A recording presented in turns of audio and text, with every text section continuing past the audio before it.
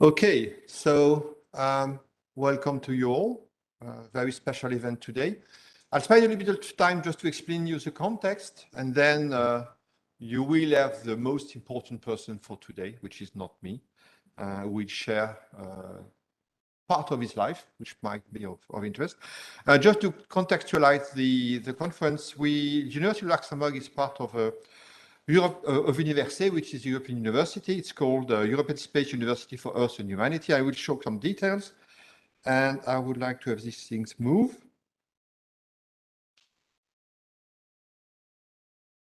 Doesn't work. Okay, that's correct. So the Université is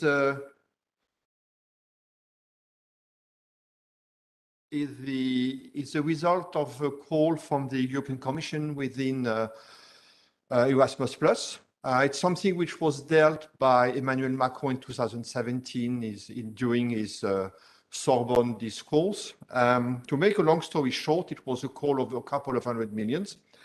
And the University of Luxembourg, with some partners, was successful. It was part of the 41 alliances which were selected in Europe.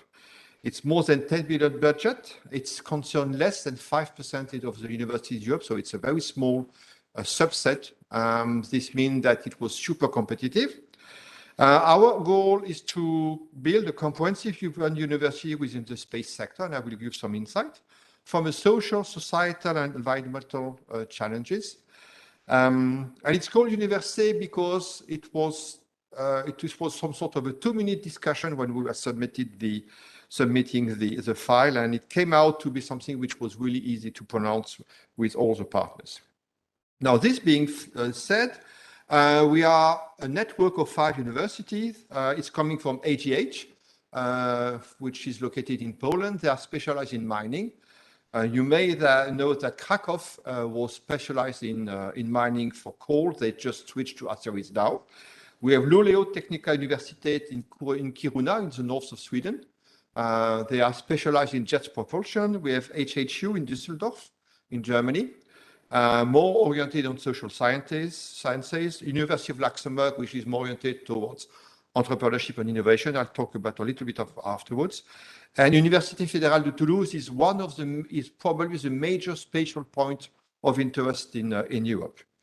In a nutshell, we have 6 fields of operation. The first one is science engineering, because if you launch things in space, it is important to have some sort of technology. We have a big field of operation also in economy, business, and finance because of new space. Medicine and health, which is important because when you put people in a tin box, it's relatively important to have them in good health. Human and social sciences, because if you also put people into a tin box, you have to cope with some sort of mediation and aggressivity. It's something which has been dealt with NASA a long time ago, which is still an option. Art and cultural study to make people aware they're still humans. And innovation and entrepreneurship, because we are getting from a fully public funded space endeavor to something which is more privately funded. There are a number of companies who are operating now launches, to say the least, and it's completely changing the paysage of space activities. We have partners also which are associated to this endeavor. You may see that we have small companies which are involved, such as Airbus, SES in Luxembourg, or Thales and things like that. It's just a subset of them. They were all completely enthusiastic to help us. And it's something that which is really important for us because they're sustaining the project quite a lot. We have even insurance companies, the one which is above there on the left-hand side, which is called AXA XL. It is the most important insurance companies in the world, and its mission is to protect launchers, and if they fail, they pay, which is something which is a bit It's a bit more than a car, a subtle car insurance. We have also an advisory board, just to let you know that we have quite important people into it. Christoph Grödler is coming, is a member from the European Parliament. Geraldine Naja is director at European Space Agency. And Thomas Kozlowski is Polish, and he's working at the European Investment Fund. And I just stop on this. I just want to talk about Thomas because it's the kind of guy, when you meet him, he's also forwarding his mind within the next 25 years in finding solutions to finding space in the future. So these people are quite a subset of interest for all of us. We have a long-term vision, and this concerns you as students.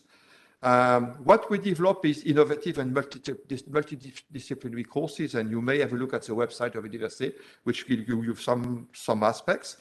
We have a big mission on entrepreneurship because Luxembourg is involved into that. Open science, because we believe that open science is critical for progressing. And we are looking at the skill of graduates. And you will probably receive some surveys within the next months, because we have feedback from the labor market, which is important. And this is all for Université. Now, I would like to introduce our major person for today. And if I get that things going on. And I would like to introduce Dimitri Dorin Prunariu. He's an astronaut. He's part of the less than 600 people who had a flight above Earth in the last years. In a nutshell, he was born in 1952 in Romania, in Brașov, and he graduated in 71 in physics and mathematics in Brașov, and in 76 from the Polytechnic University of Bucharest. He was selected for spaceflight training in 78. And he took off in 1981. But I don't want also to jeopardize his talk. So I feel extremely honored to have him in Luxembourg. And thank you for your interest in the University of Luxembourg. And I'd give you the floor right now.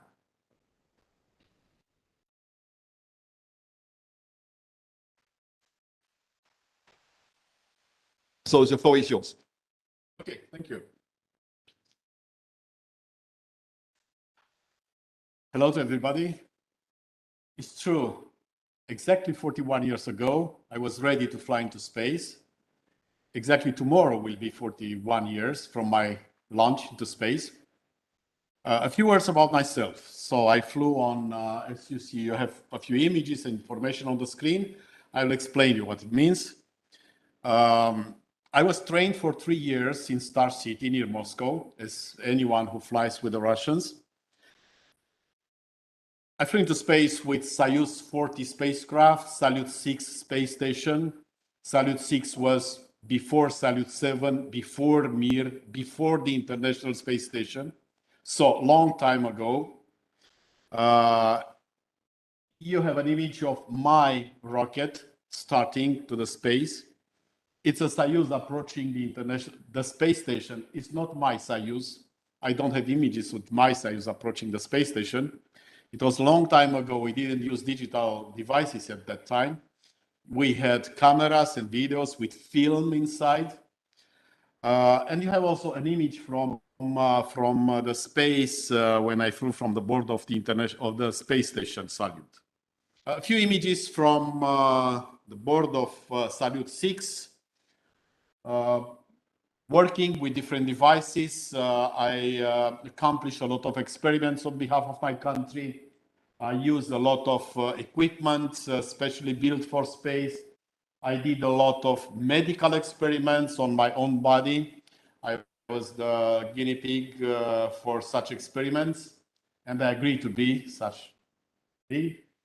Drinking water into space, sleeping into space, medical experiments into space, and so on. And a few data about my space flight. I spent in space 7 days, 20 hours, 42 minutes. I accomplished 15 scientific experiments on behalf of Romania. I traveled in these 8 days 5,226,000 kilometers around the Earth at a maximum altitude of 384 kilometers. So, well, a few things about my actual activities. I used to be a military person. I'm a retired three-star general in the Romanian Air Force. I work a lot with the United Nations. From 1992, I represent Romania within the UN Committee on the Peaceful Uses of Outer Space. And I used to be twice the chairman of this committee. I work with the students in the university with a master course on geopolitics in the outer space. I represent Romania at the International Relations Committee in ESA, and I had a lot of interactions, taking part in a lot of ESA international conferences. I was the president of the Romanian Space Agency, and here it's only one picture. In 2000, I signed on behalf of Romania the first agreement between the government of Romania and NASA. Now, the second agreement was signed in March this year, the Artemis agreements between my country and NASA. And also, I used to be the ambassador of Romania in the Russian Federation for a period of time. You see me there when I presented my credential letters to President Putin. So now let's go to my presentation. It was just to introduce myself to you and to know who I am. And I choose for today an interesting topic, exploring the moon.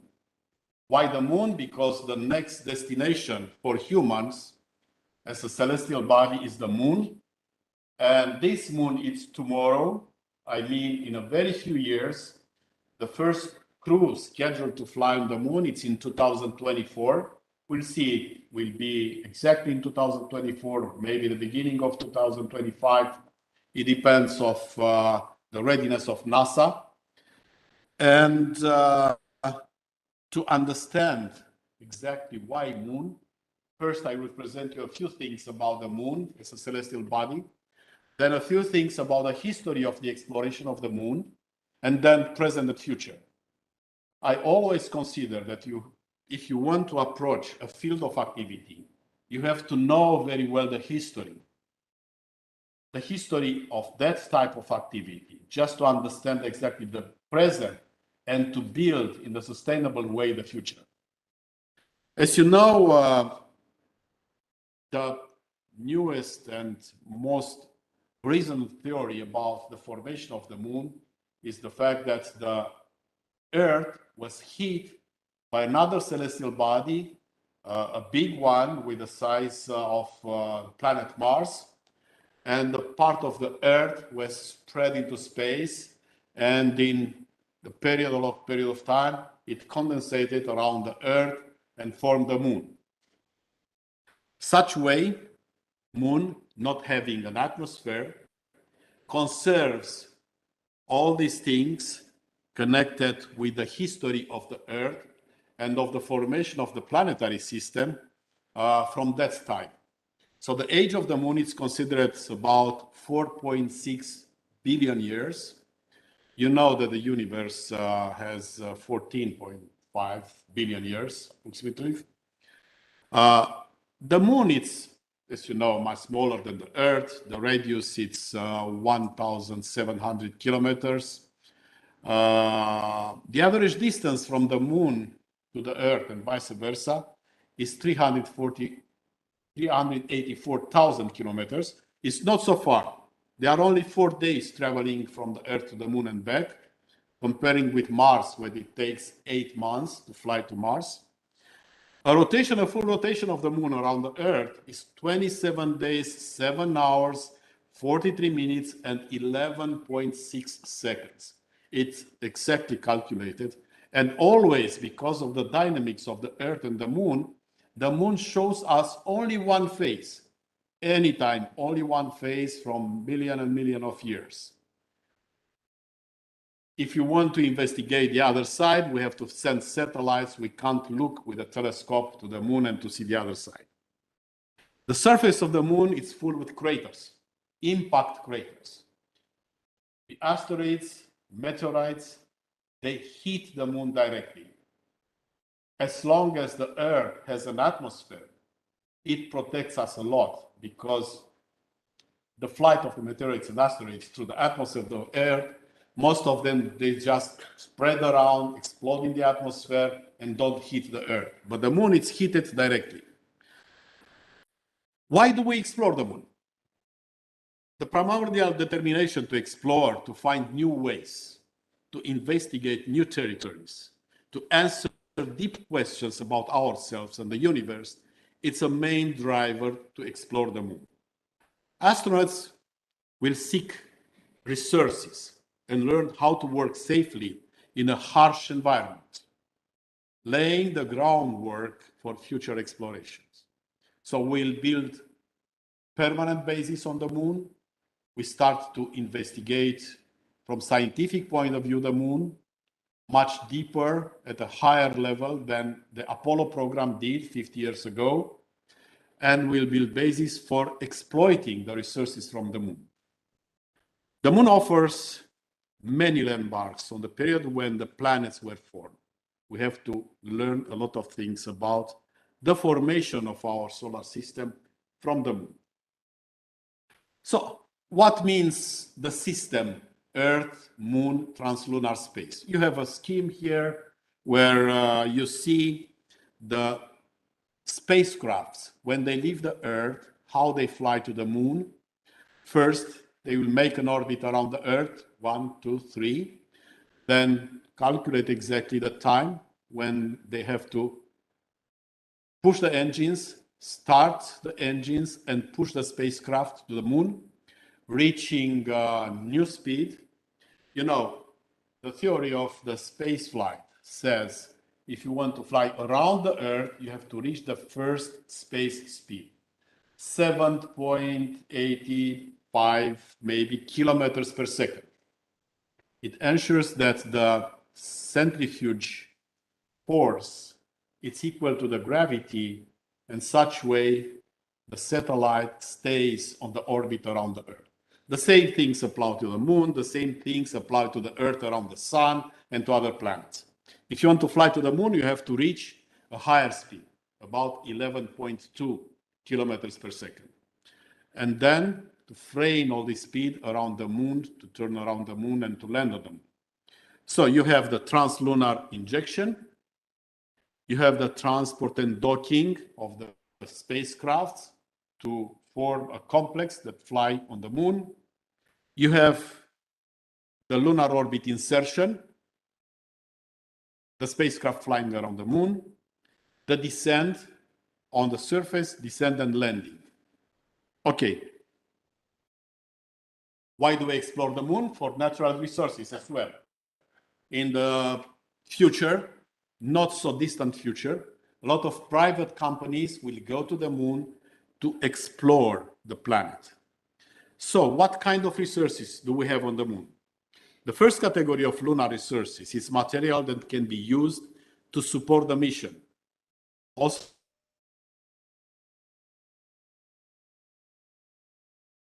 of lunar resources is highly valuable.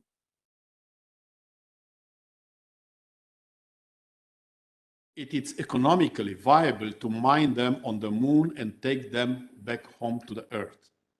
And the third category of resources is not quite as tangible and comes from utilization the moon's location and physical properties of the moon, maybe to fly to Mars in the future.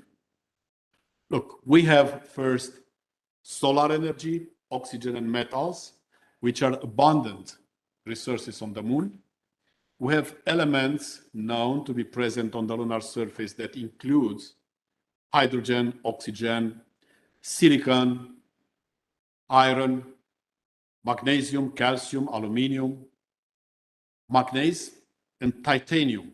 Titanium for the aviation space industry, it's very important. And the most abundant one, they are oxygen, iron, and silicon. The atomic oxygen content in the regoliths, it's oxides of these regoliths. It's estimated at 45% by weight of these regoliths.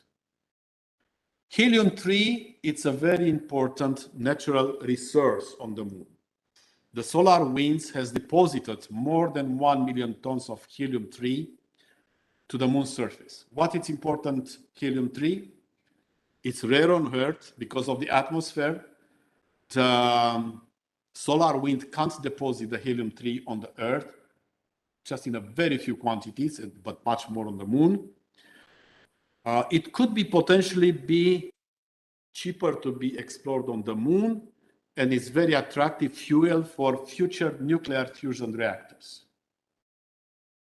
If we want to produce energy, we need helium-3. A few words about the former programs for exploring the moon. The first program was launched by the Soviets, the time of the Soviet Union. And the program was named Luna, from Luna 1 to Luna 24, between 1959 to 1976.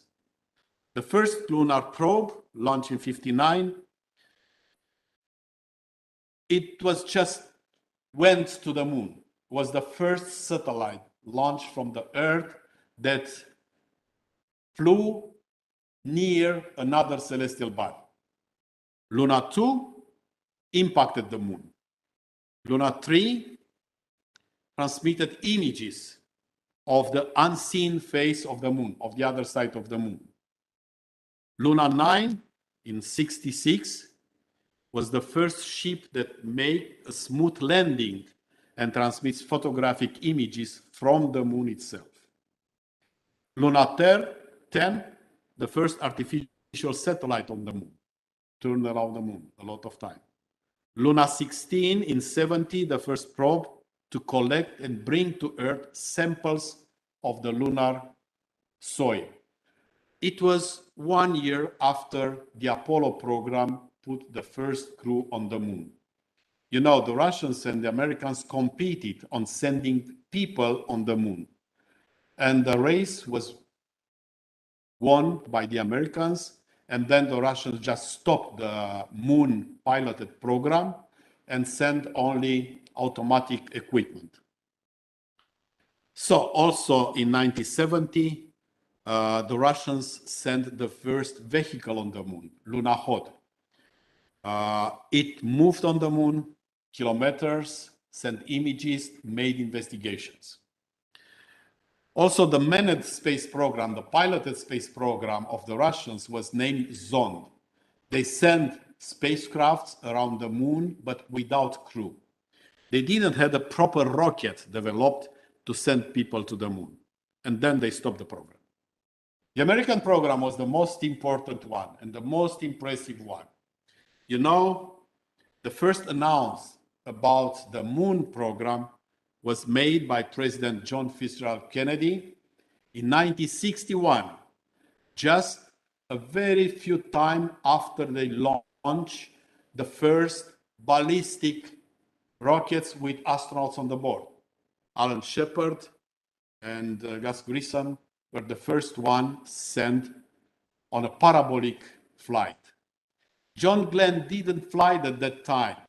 It was planned to fly in 62, but the President Kennedy announced a sounding program to send safely a crew to the moon, land on the moon, and bring them back safely. It was a political program first, just to win the race with Russia, because the first records in the space belonged only to the Russians in that time. The first man on the space, 61 Gagarin, the first woman into space, 63 Tereshkova, the first EVA, extravehicular activity, 65, Alexei Leonov, the first space station, 71, and so on and so on. And the Americans were behind anytime trying to reach Russians. And with the Apollo program, they made an outstanding contribution to the cosmonautics, astronautics, sent people to the moon. All the world just looked with different eyes to the Americans after they reached the moon. What sent President Kennedy? You have the text here on the screen. I don't insist it now. Of course, to reach the moon, the Americans had also a program. The first flyby by the American probe from the Earth flyby of the moon was with Pioneer 4 in 59. The Ranger program, 1 to 9 Rangers between 61 and 65. The Surveyor program, 66, 68. And the Lunar Orbiter, 66, 67.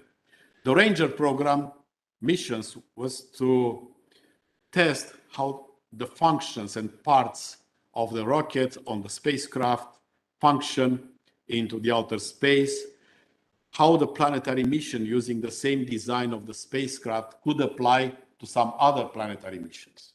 The Surveyor program, the main goal was to make flight an automatic landing line in order to prepare the Apollo piloted program. The Lunar Orbiter photographed all the surface of the moon and tried to find the right place to land the Apollo program. And of course, the outstanding program, Apollo. The goals pursued by the program were more than just the Americans descend on the moon and their safe return to Earth. The goals of the program were the following: to establish technologies necessary for other US national interests regarding outer space, to achieve the superiority of the US in the cosmic field, to conduct a scientific program of exploration of the moon, and to develop human capacities to work in the lunar environment.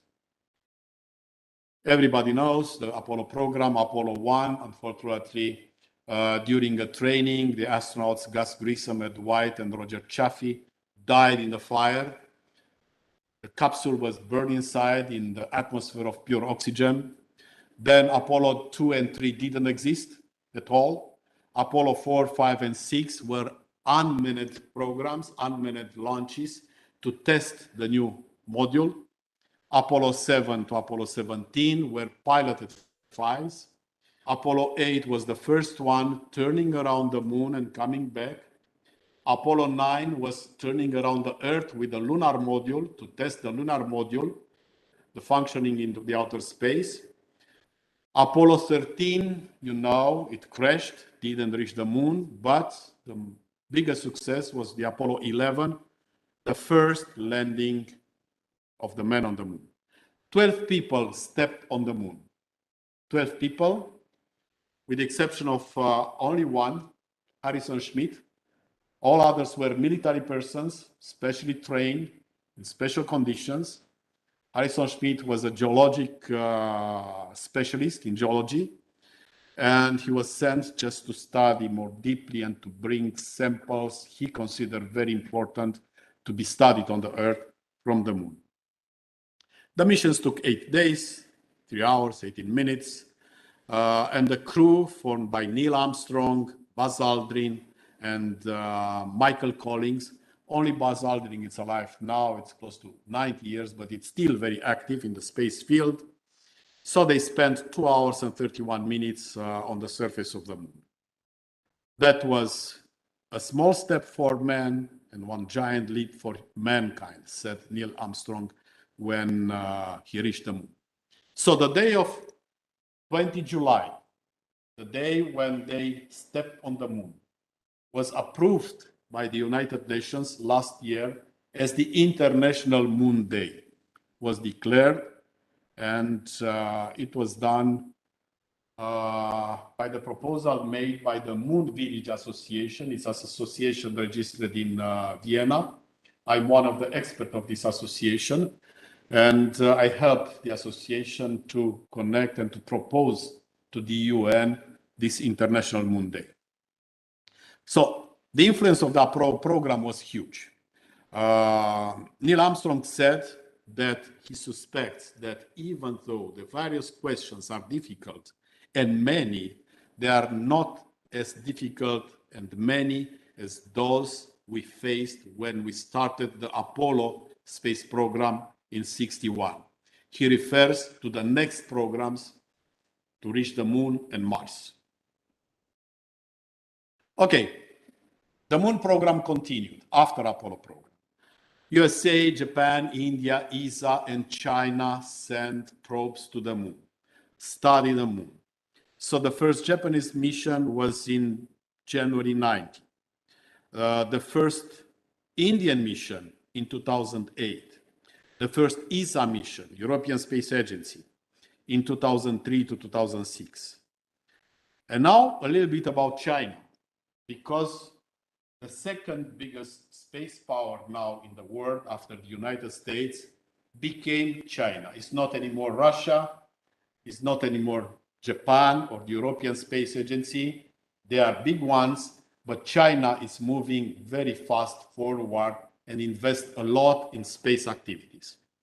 China has a moon program, well structured and followed with big attention.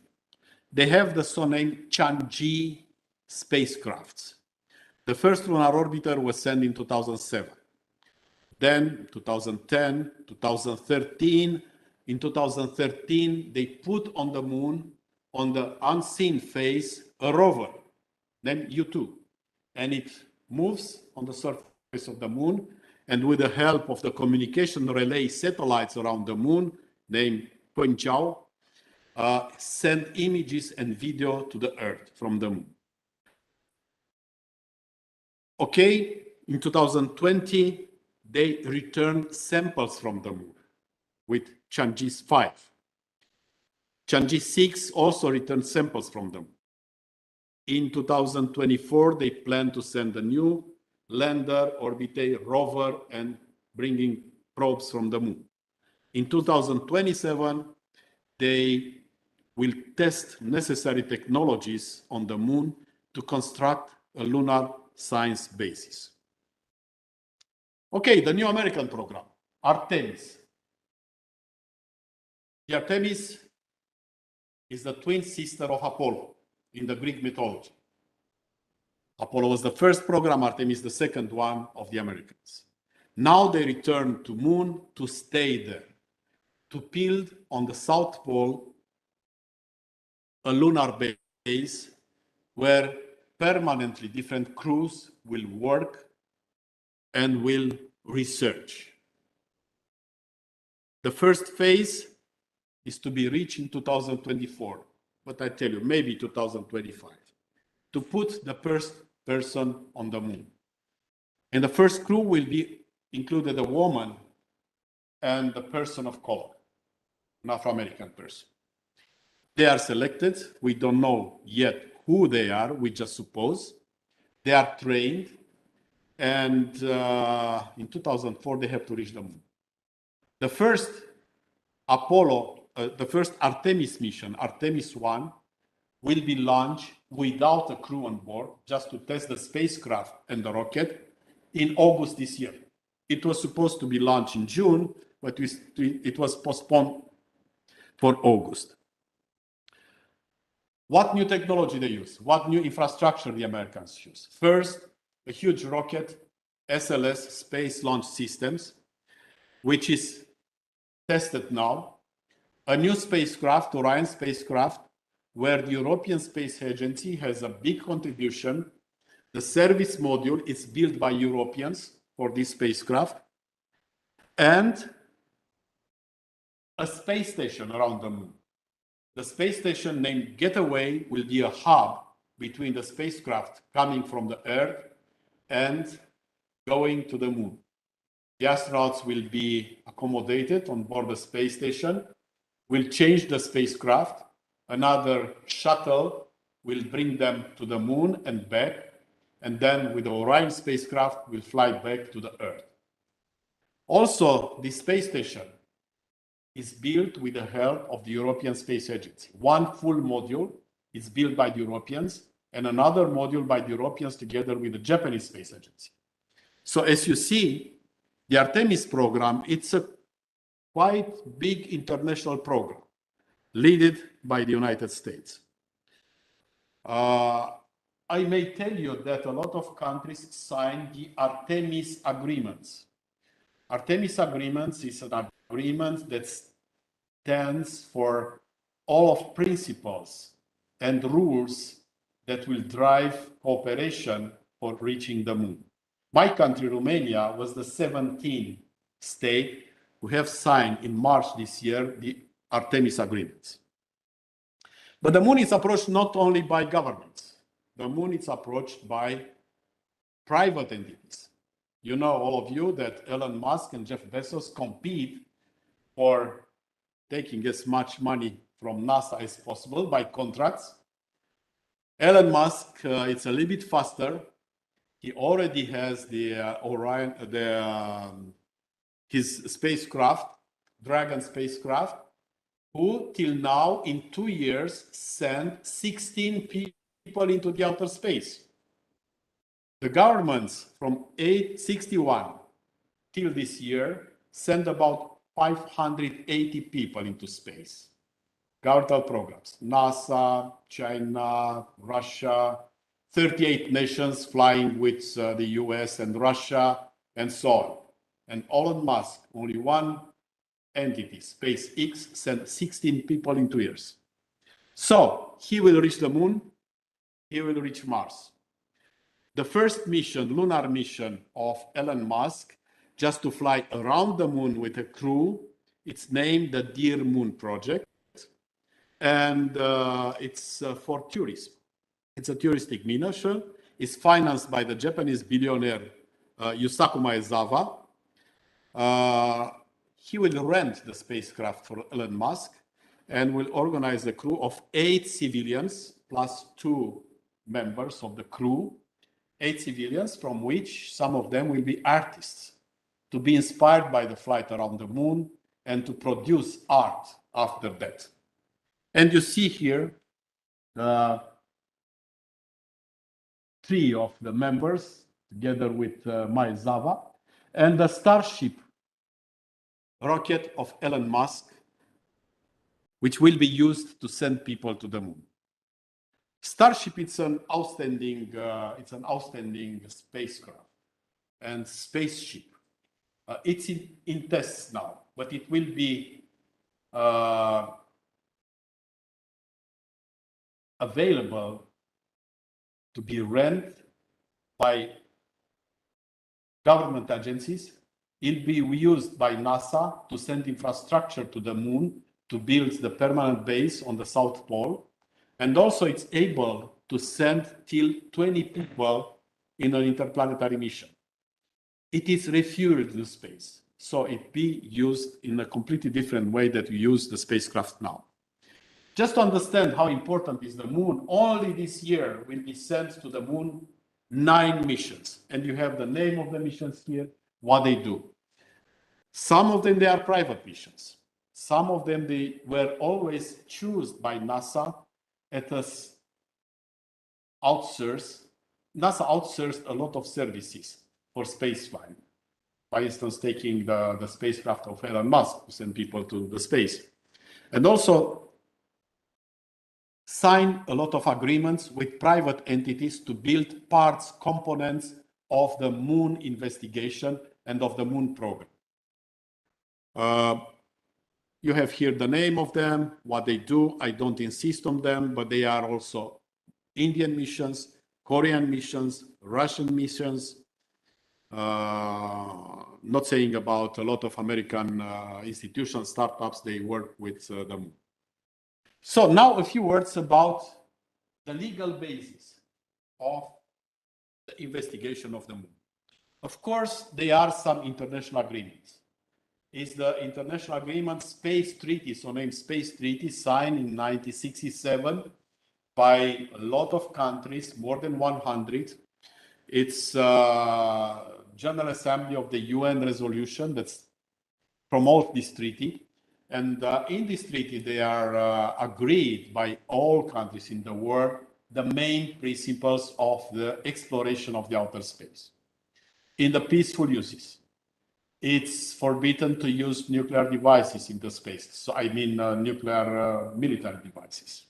It's forbidden to use weapons of mass destruction into outer space. The space, it's stated as an international space. Even moon and other celestial bodies, they belong to the humanity, as the treaty states. Can't be the property of an entity, of a government, of a private company.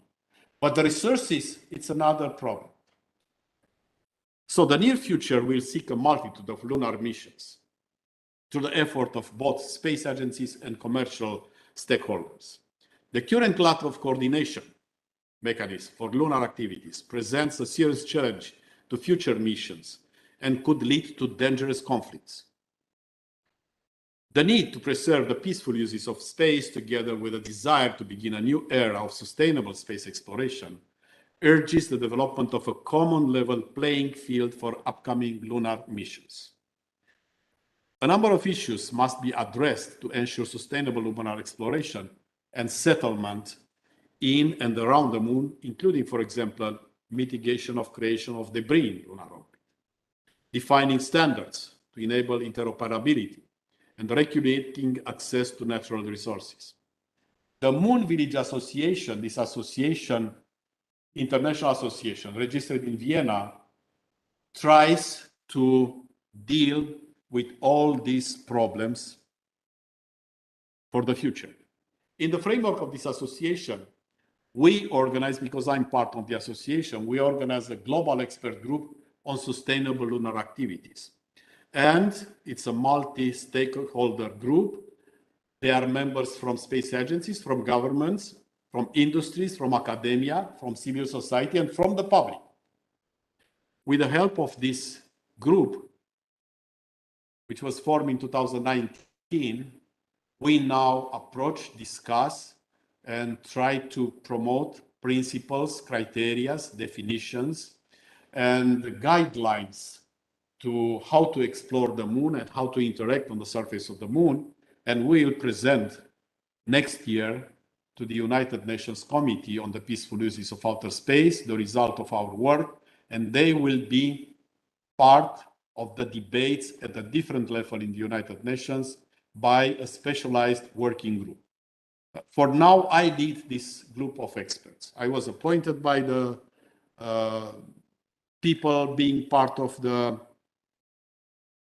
group, and every month we have sessions online of a few hours, debate, establish, work by email, by Slack, by Google documents, and so on, and try to be efficient in our work.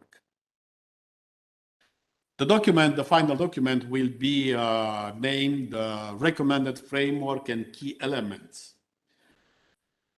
And they will include principles, key elements, by instance, lunar activity, what means, commercial activity, what means, lunar commons, how to define lunar commons, data, what means data for using them on the moon or in connection with the moon, harm interference, what means to define all these things, lunar cultural heritage. So there are seats on the moon where they landed in previous time, different spacecrafts. We have to keep them intact. Of course, we'll send images from the moon. No one can reach and visit the seats, but they have to stay there and to be protected. One means interoperability. Interoperability between Russians, Chinese, Americans, Japanese, Europeans on the moon. It will be necessary just in case of hazards when they have to help each other. And the interoperability of systems, it's very important. In situ resources, what means, how we define lunar surface, with what properties and legal aspects connected with this. Safe operations, what means, safe zones, lunar settlement, and so on. We define all these things. Okay? The activity will be pushed forward to the UN, as I said. And why do we explore the moon? The purpose and the goal was set by me now, but the moon will be an intermediary, very necessary step to fly farther to Mars. All our experience, all our technology, all our methodology to explore the moon will be applied, learned, and applied to build a new program to explore and settle bases on Mars. Thank you for your attention. If you have questions, discussions, I stay with you and I ask some questions. Thank you very much.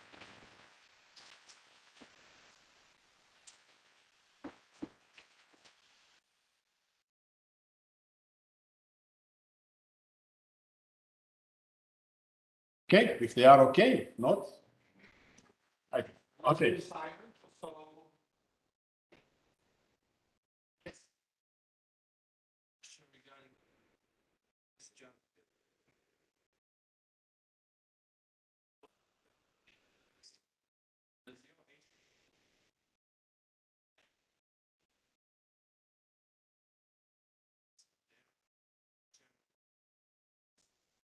Yeah. So the so-named space debris, the junk into the outer space, it's a big problem. It became a huge problem. So after the collision of few satellites into space, there are already collisions into space. The problem started to be approached by the United Nations from a long time. They were long debates, and we issue in the framework of the United Nations Committee on the Peaceful Uses of Outer Space guidelines how to protect the space and how to produce less and less debris. One first thing is to build the technology such a way, satellites, rockets, to bring them back after they finish their active life into space. Before that, in the former time, we left the last stages of the rockets into outer space, we left satellites, and now there are more than 70,000 pieces of different parts of satellites into the outer space that could hit any active spacecraft. Try to imagine that they are not only small pieces, but they are also engines of the rockets. They are full stages of the engines. Sometimes the last stages of the engines having fuel inside. After some years, they explode and produce much more space debris. At the same time, space debris were produced by the anti-satellite weapons. They were tested by China, United States, India, Russia. The last Russian test was last year, and they spread a lot of debris into the outer space. Of course, we take position first, but the measures taken are taken by space agency trying to build a new hardware and the new satellites such way to bring them back after they finish the active life. And there are, of course, orbits that have to be avoided, where there are much more debris than on the other ones.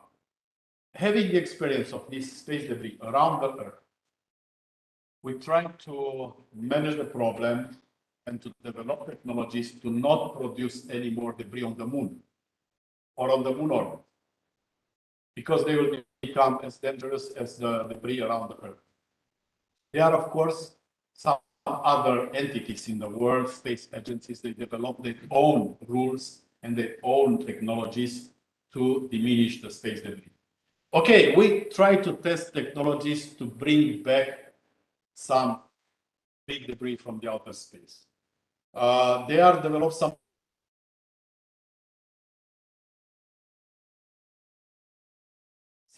hardware left into the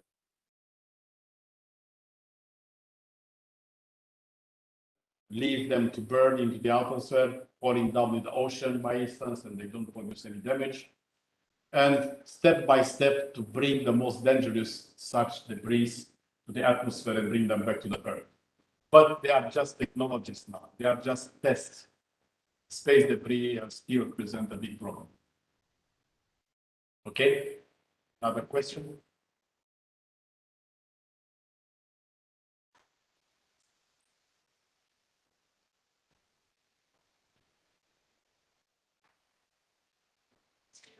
Space, like, for the opening to the, so that maybe one day another Prunariu could go. Yes, I wish to. You know, the European Space Agency just organized last year a new selection process for astronauts, and it's going on now. In the fall, they will announce the new selected candidates to be trained for the outer space. They were 12,583 candidates from all Europe.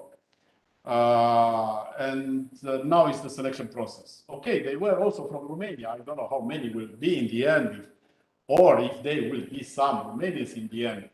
But taking into account the small number of astronauts they need, most of them will be the big contributors to the ESA programs. So, as an astronaut, I go to different communities and speak about space.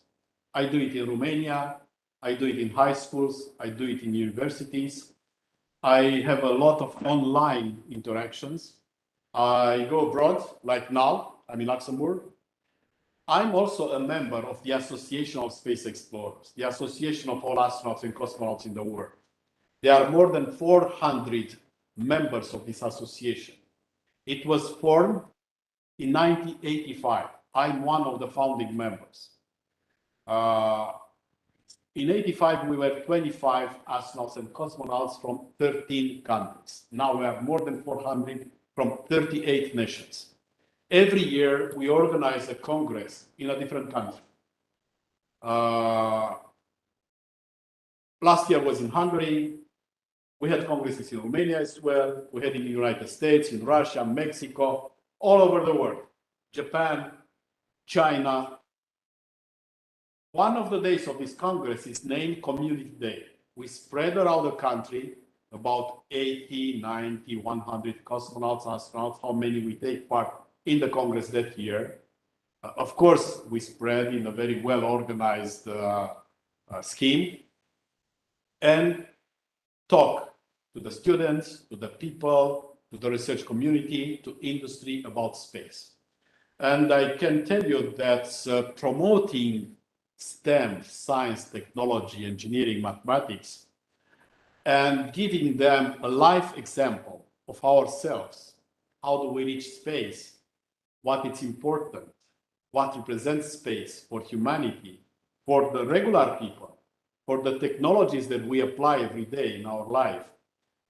We attract a lot of young people to this science, space science, even if very few of them will become astronauts, very few of them. Most of them approaching this field of activity will become good specialists in the field, will build technology, will build satellites, will develop new regulations, and so on.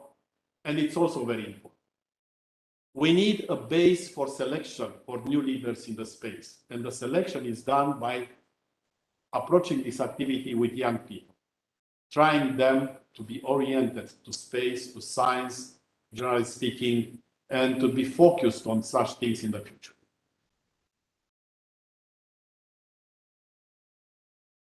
Okay, go on. Okay. It's a mic.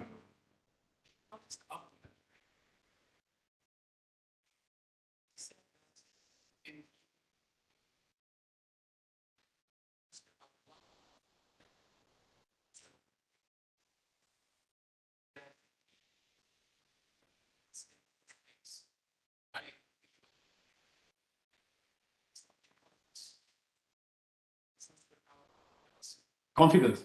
Conflicts. Oh, yeah.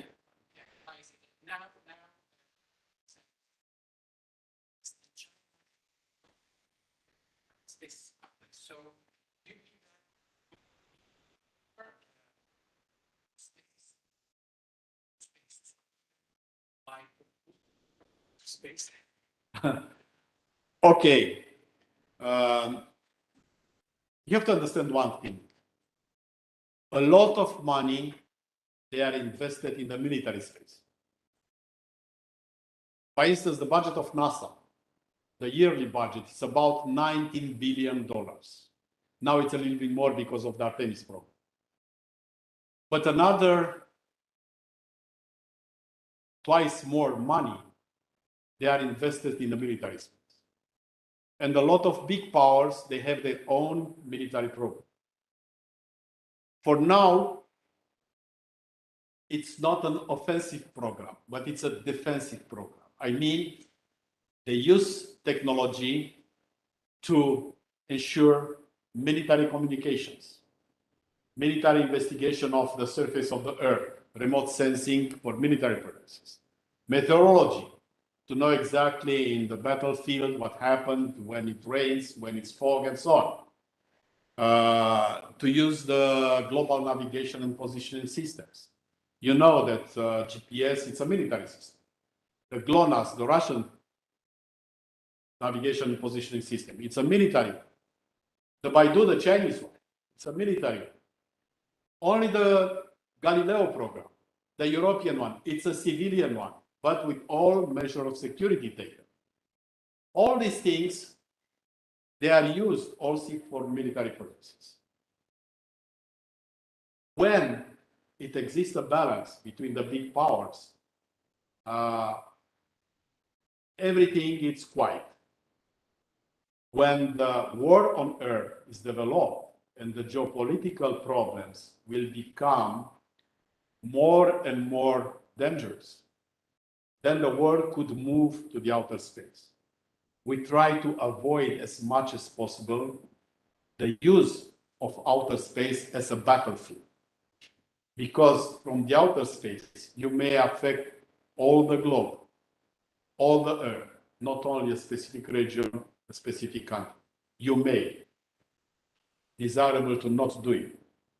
Okay, now as you see, there is the war in Ukraine.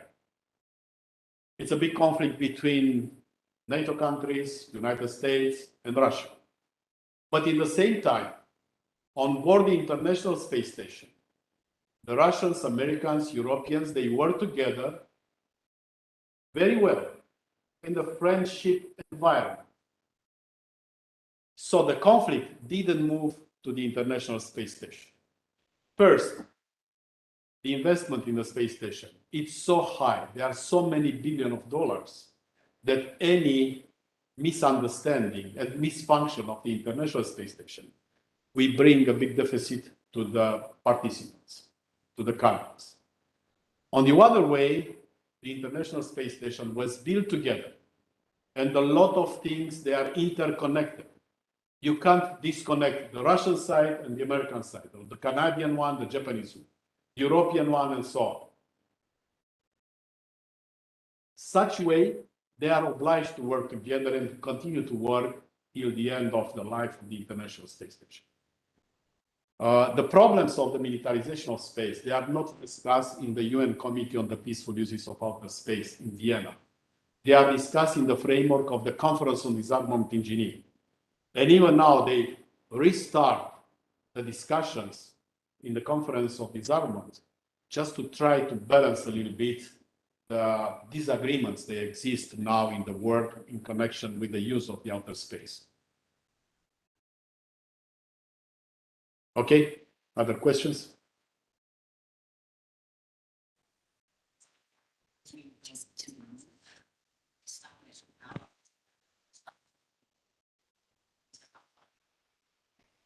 Give me the microphone. I barely understand because it's very low. Here, just pass the microphone. Or it is possible to speak louder. Thank you. Okay, now go on. So my question is, when we go to the moon and then we will establish some establishment there. So who is the authority to manage them? And do we divide the moon into zones and then we manage by sector, and each country will belong to one zone, and when we go there, we go to the specific zone or not, something like that? Right, a very good question. So the authority to manage the Artemis program is NASA. The Artemis program, in the framework of this program, will be sent to the moon the first people in the second group, no? Will build moon bases on the South Pole. The South Pole has some characteristics. First, on the poles, there are much more water than in other places. Ice, but it's water. Also some natural resources, looks to be. Also on the poles, you have light all the time from the sun. It's on the horizon, but it exists.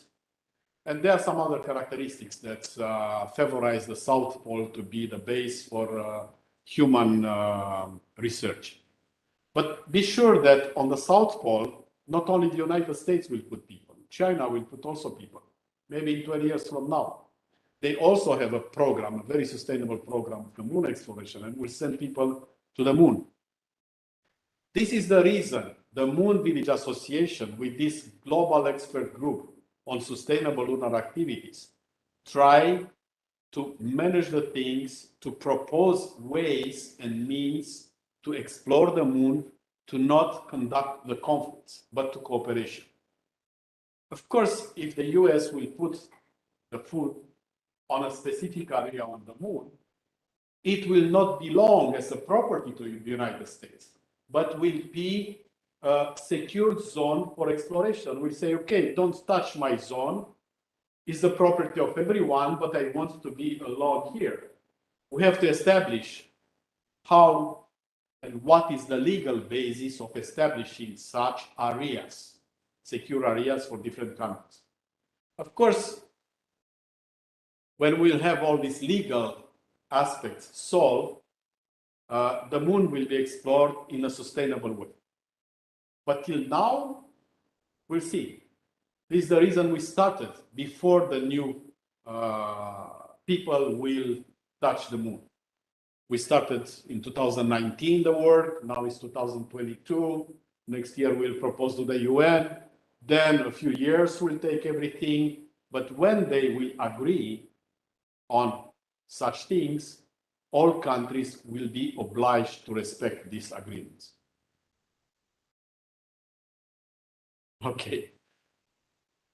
Last question. Okay, last question.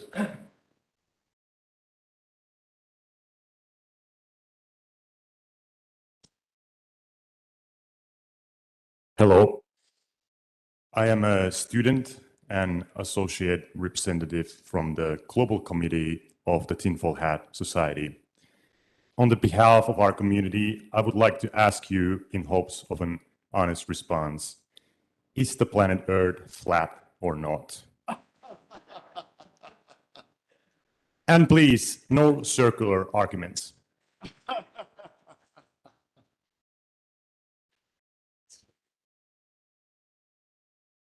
I would say I would take into account the question. Of course, the Earth is round. I flew around the Earth. Believe me, I've seen it as a globe. The best argument I don't have. Just learn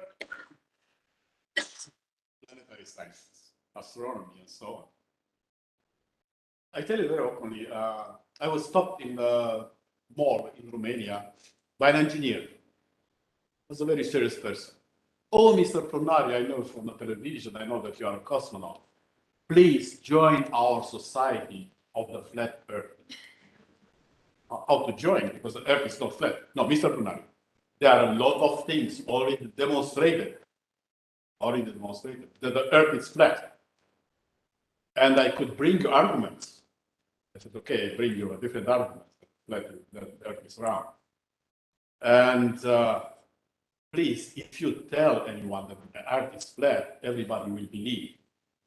Of course, I didn't join. I tried to convince him that the Earth is round, but he was convinced by some very sectorial information, very limited information that the Earth is flat. So the Earth is not flat. Believe me. Whatever you want to believe, but it's round. Okay, super. Okay. Thank you very much.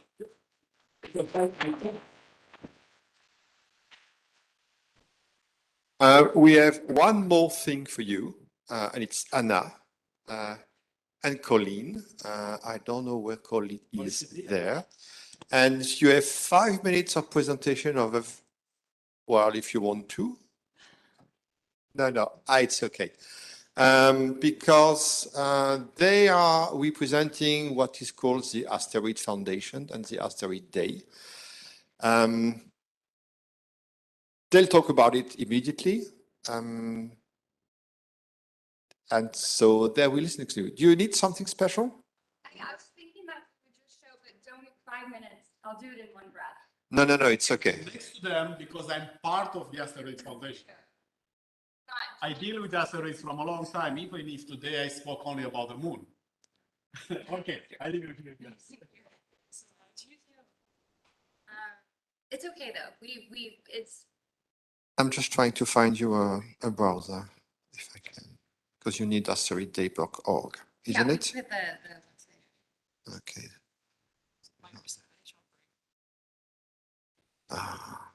Okay, so here we are.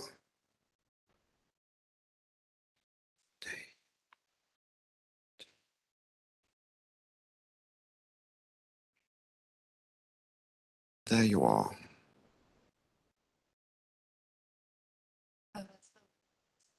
Yes, is it correct? Is it? So there you are. There we go. Oh wait, there we are. Okay. Would you prefer we stand over here so we? Yeah, yeah, Okay. please. Okay. Hi, everyone. My name's Colleen Fiaschetti. I'm the program director of Asteroid Foundation, and I'm with Anna Bordas, who is our program manager.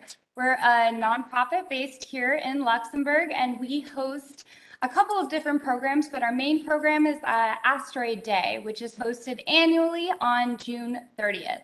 How many of you here have heard of Asteroid Day? Raise hands. Oh, wow. That's cool. We've got one. Fantastic.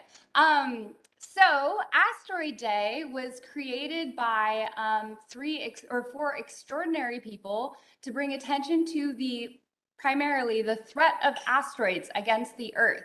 Modeled after Earth Day, Asteroid Day is celebrated on the anniversary of the Tunguska asteroid bolide, which happened in Russia on June 30th in 1908. 1908, gosh. So I was like going to get my dates mixed up there. A long time 1908, ago. a long time ago. But it caused one of the largest craters that we can visually see today. And so every June 30th around the world, just like Earth Day, people host their own Asteroid Day events. So what do these events look like? Well, they kind of look like everything. You have kids in kindergartens who are eating solar system cakes and get to talk to astronauts in Romania, which Dorin did last year. And then you also have lectures that are hosted by universities. You have space agencies like NASA that typically do a live feed on the day to talk about all their latest asteroid missions and research. Or you have us that host our events here in Luxembourg. So we do a global 4-hour live broadcast out of RTL Studio. It's a little bit chaotic. It's a lot of fun considering that just she and I are the two that are the full-time employees of this small charity. We need to get a lot of volunteers and part-time staff who are willing to throw down and help out. And in return, they get to meet some really extraordinary people like Dorin. In addition to Dorin, we have astronauts flying in from the United States, from different parts of Europe, who believe in what our mission is. And then we also have experts on the latest missions. We have astronomers who are characterizing asteroids from here on Earth. And we have a group of business leaders who find that what we are doing is important to not just protect the Earth, but for the global space I'm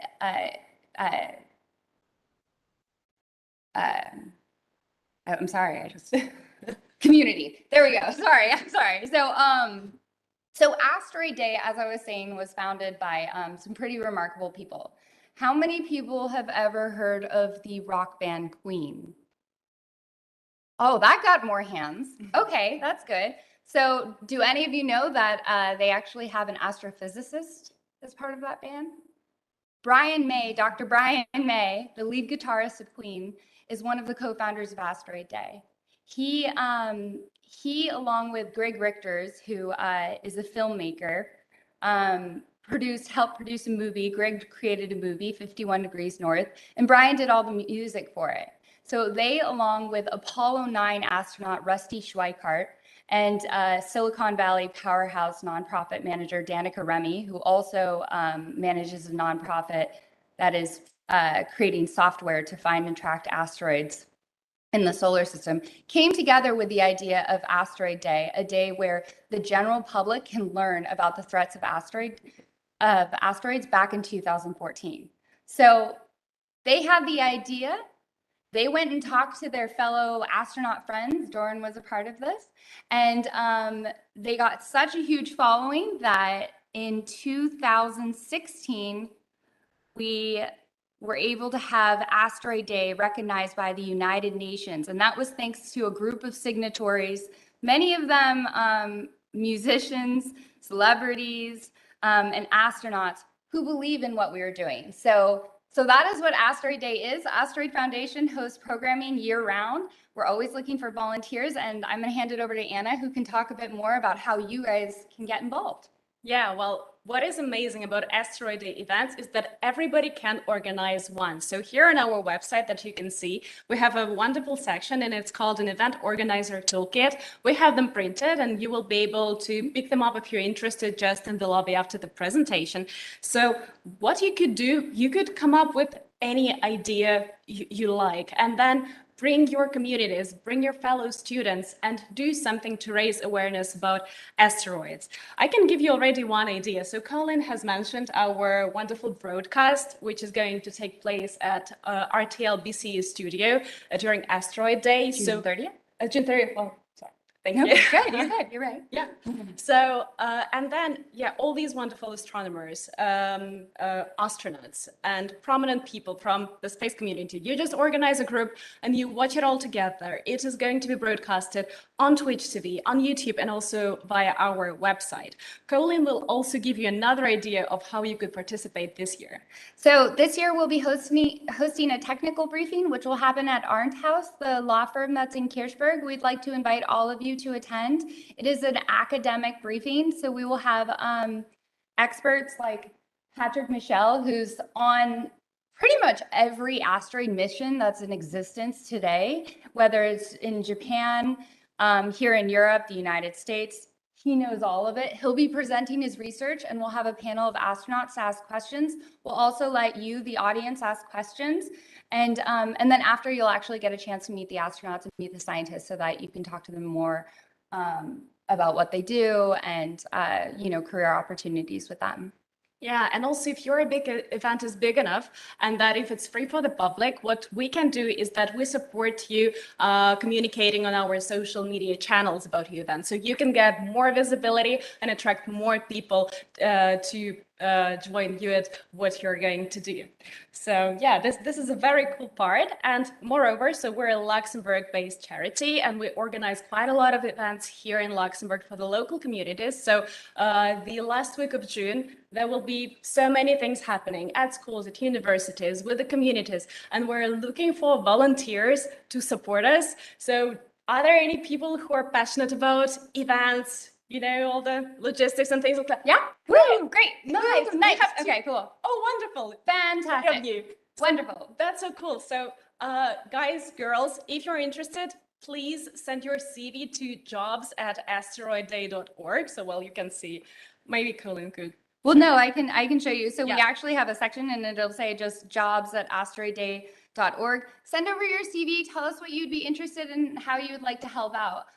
This isn't exactly an academic occurrence where you would present on what you're studying. This is much more, we're in the events world. So we need people to check people in. We need social media photographers if you're interested in photography. We can find a job for anyone and we're always looking for volunteers. So it's another really great way to get involved. And if you guys are interested, then let us know. Yeah. With that, do you have any questions for us? Okay, great. Thank you to meet very all. much. Oh, and thank you so much, University and the Romanian Embassy for making this event possible. We're so happy to be here. So thank you. Thank you, so Colin much. and Anna. And just to let you know, we have a official collaboration between the Asteroid Foundation and University, which is signed since quite a bit of months. So if you're interested to participate to Asteroid Day, if you don't know how to contact them, contact me. I'm Eric Girard, called ET at the University of Luxembourg. I was vice president for ages. So if you want to, just pop in and we will help you to contact Anna and Colin. So we have thank you again, Anna and Colin, thank you. And we have a small lunch over there. And thank you again to Dorin for coming. He's vice president also of the Asteroid Foundation too. So you see that he's still active. And thank you for your interest in university and hope to see you soon. Bye-bye.